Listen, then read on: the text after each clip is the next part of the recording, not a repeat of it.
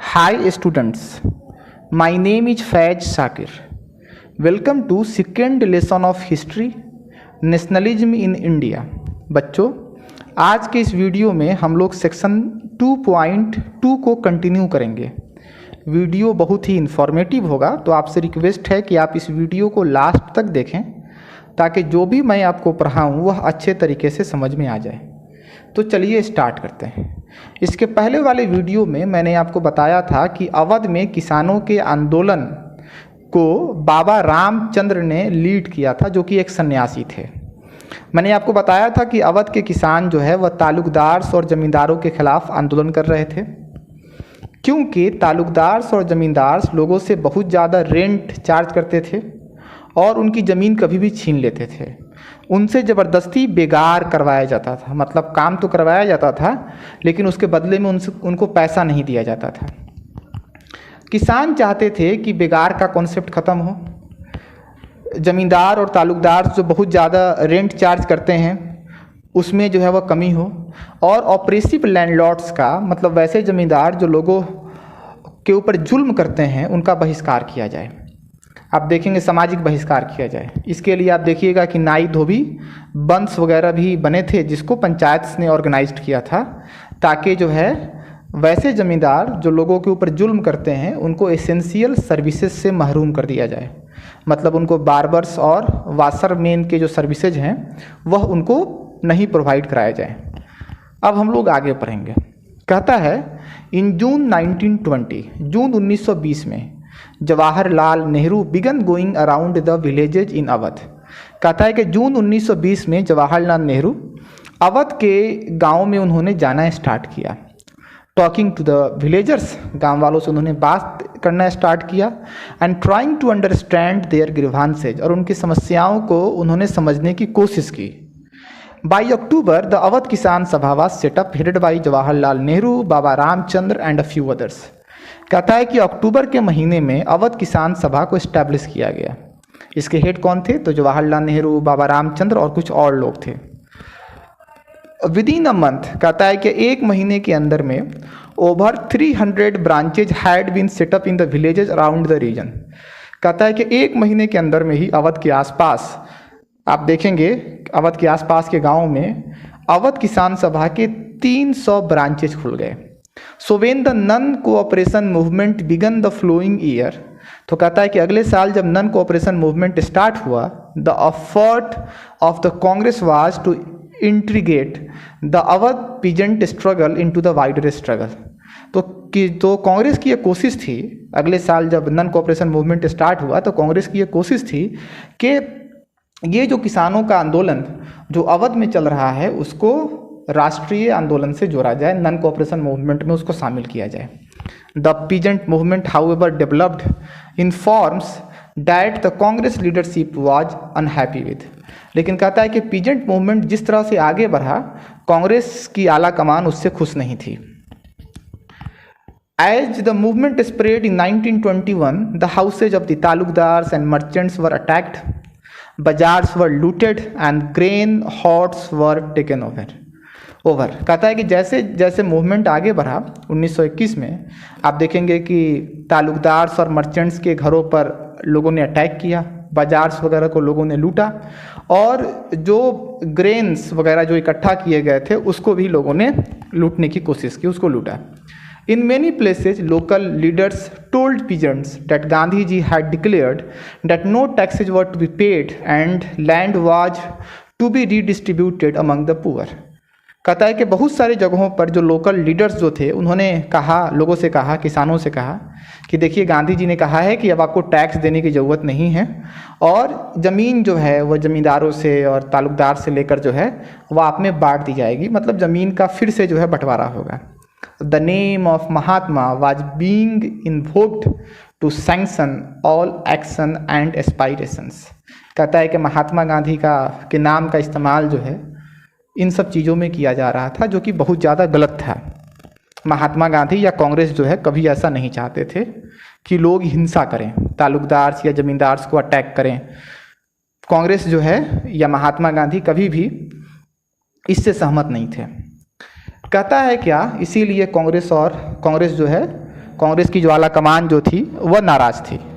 Tribal peasants interpreted the message of Mahatma Gandhi and the idea of Swaraj in yet another way. कहता है कि जो tribal किसान जो थे उन्होंने महात्मा गांधी के मैसेज को और स्वराज के आइडिया को दूसरे तरीके से लिया। In the Gudem hills of Andhra Pradesh for instance, कहता है कि एग्जाम्पल के तौर पर आंध्र प्रदेश का जो गुडेम हिल्स था वहाँ पर a militant guerrilla movement spread in the early 1920s। कहता है क्या 1920s के स्टार्टिंग में मिलिटेंट गुरिल्ला मूवमेंट स्टार्ट हुआ। Not a form of struggle that Congress could approve.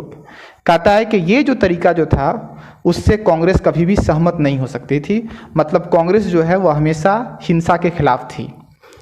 Here, as in other forest regions, the colonial government had closed large forest areas।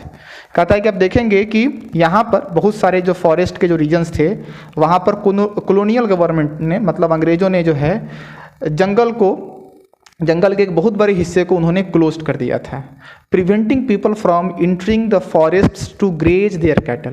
कहता है कि उन्होंने लोगों को रोक दिया था कि वे जंगल के अंदर आकर जो है वो अपने मवेशियों को चारा वगैरह चराएं, और to collect fuel wood and fruits, और जो है ईंधन के लिए लकड़ी वगैरह या फ्रूट्स वगैरह इकट्ठा करें। इन सब चीज़ों से अंग्रेज़ों ने रोक दिया था। This enraged the hill people. इसीलिए देखिएगा कि जो गुडेम हिल्स के जो लोग जो थे वह बहुत ज़्यादा नाराज थे। Not only were their livelihoods affected but they felt that their traditional rights were being denied. ना सिर्फ उनके लाइवलीहुड उनका अफेक्ट हुआ था, ना सिर्फ उनका लाइवलीहुड अफेक्ट हुआ था, बल्कि उनको ऐसा लग रहा था कि जो उनके ट्रेडिशनल राइट्स हैं वह भी अंग्रेज उनसे छीन रहे हैं। When the government began forcing them to contribute बिगार for road building, कहता है कि जब सरकार ने उनके ऊपर ज़बरदस्ती की कि वह बगैर पैसे के रोड को बनाने में मतलब रोड बनाएं, मतलब आप रोड बनाएं लेकिन आपको इसके लिए पैसा नहीं मिलेगा। जब ज़बरदस्ती लोगों से रोड बनवाया जाने लगा और कहा गया कि आपको इसके लिए पैसा नहीं मिलेगा, द हिल पीपल रिवॉल्टेड। तो कहता है गुडेम हिल के लोग जो थे उन्होंने रिवॉल्ट कर दिया। The person who came to lead them was an interesting figure. कहता है कि जिस इंसान ने इन लोगों का नेतृत्व किया, मतलब गुडेम हिल में जिस इंसान ने ट्राइबल पीजेंट्स को लीड किया, उनका नाम अलौरी सीताराम राजू था। अलौरी Sitaram Raju claimed that he had a variety of special powers। कहता है कि अलौरी सीताराम राजू यह दावा करता था कि उसके पास बहुत सारी शक्तियां हैं।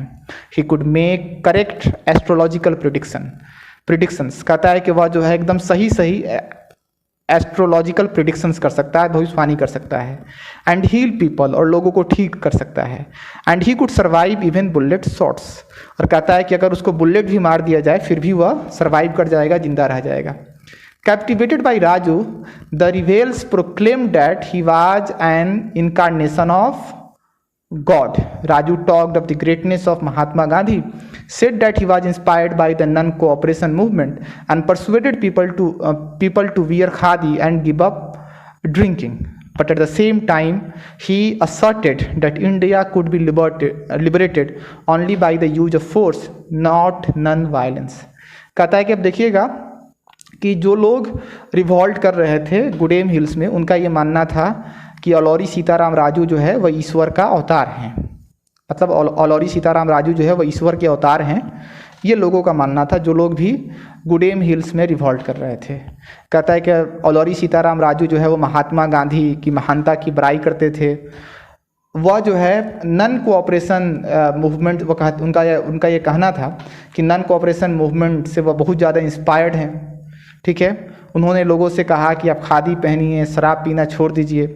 ठीक है, लेकिन उसी वक्त आप देखेंगे कि वह कहते थे कि भारत उसी वक्त आज़ाद होगा जब आप हिंसा का सहारा लेंगे। बगैर हिंसा के सहारा के भारत आज़ाद नहीं हो सकता है, जो कि गांधी के फिलॉसफी के खिलाफ था। गांधी हमेशा जो है अहिंसा की बात करते थे और अलौरी सीताराम राजू जो है वह हिंसा की बात करते थे। The Gudem reveals attacked police stations, कहता है कि गुडेम हिल्स में जिन लोगों ने रिवॉल्ट किया था उन्होंने पुलिस स्टेशन को निशाना बनाया। Attempted to kill British officers, उन्होंने कोशिश की कि जो ब्रिटिश अफसरान हैं उनको मारा जाए, उनको मारने की कोशिश की। And carried on guerrilla warfare for achieving Swaraj, और कहता है कि छुप छुप कर ब्रिटिश ऑफिसर्स वगैरह को या दूसरे मतलब जो अंग्रेज जो थे उनको निशाना बनाकर वह चाहते थे कि आज़ादी हासिल किया जाए। राजू वाज कैप्चर्ड, कहता है कि राजू को जो है वह गिरफ्तार कर लिया गया। एंड एग्जीक्यूटेड इन 1924, और कहता है कि 1924 में उसको फांसी चढ़ा दी गई। And over time became a folk hero, और कहता है कि वक्त के साथ साथ वह देखेंगे कि अमर हो गया, फोल्क हीरो बन गया, वहाँ का नायक बन गया। तो उम्मीद है कि आज हमने जो सेक्शन 2.2 को कंप्लीट किया है वह अच्छे तरीके से आपको समझ में आ गया होगा। अगले वीडियो में हम लोग जो है वह सेक्शन 2.3 को स्टार्ट करेंगे। तब तक आप अपना ख्याल रखें, खुश रहें, स्वस्थ रहें, घर से बाहर ना ही निकलें तो बेहतर है। That's all, thank you. Video देखने के लिए बहुत बहुत शुक्रिया, बहुत बहुत धन्यवाद।